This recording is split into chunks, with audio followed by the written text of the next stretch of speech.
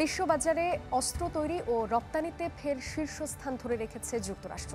Stockholm International Peace Research institute বলছে, গেল 4 বছরে যুক্তরাষ্ট্রের অস্ত্র রপ্তানি 35% থেকে বেড়ে দাঁড়িয়েছে 43%।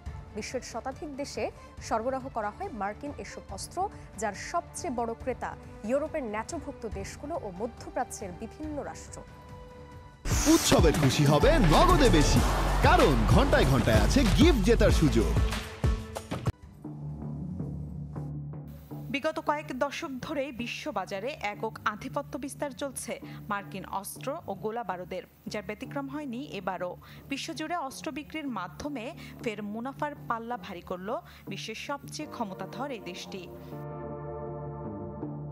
সুইজারল্যান্ড ভিত্তিক গবেষণা প্রতিষ্ঠান Stockholm International Peace Research Institute সিপ্রির তথ্য অনুযায়ী বৈশ্বিক মোট অস্ত্র রপ্তানির 43% করেছে ওয়াশিংটন।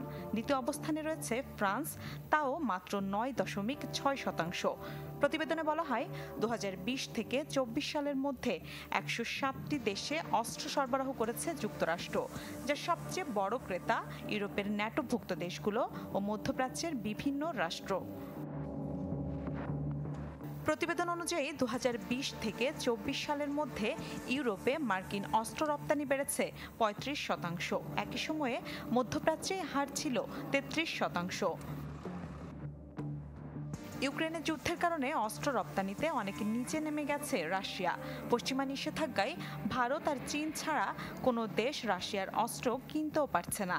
রুশ ইউক্রেন যুদ্ধ আর যুক্তরাষ্ট্রের সাথে সম্পর্কের অবনতির কারণে আস্থা সংকটে আমদানি কমিয়ে নিজেদের অভ্যন্তরীণ প্রতিরক্ষা খাত শক্তিশালীতে জোর দিচ্ছে ইউরোপীয় ইউনিয়নও।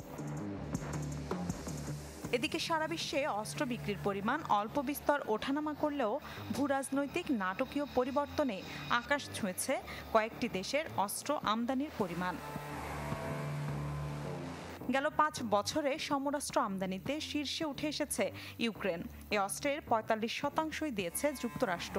কিন্তু অভ্যন্তরীণভাবে অস্ত্র তৈরিতে জোর দেয় অস্ত্র আমদানি খুব একটা বাড়াতে হয়নি রাশিয়াকে। রাজনৈতিক অস্থিরতার জেরে মধ্যপ্রাচ্যেও অস্ত্র কেনাবেচায় পরিবর্তন এসেছে বড় ধরনের। সর্বোচ্চ অস্ত্র আমদানি করেছে কাতার, সৌদি আরব, মিশর ও কুয়েত। সর্বোচ্চ অস্ত্র আমদানিকারক দেশের তালিকায় রয়েছে ভারত, পাকিস্তান, জাপান ও অস্ট্রেলিয়াও। তবে খুব একটা পরিবর্তন আসেনি ইসরায়েলের অস্ত্র আমদানিতে। মিলা খন্দকার, চ্যানেল 24।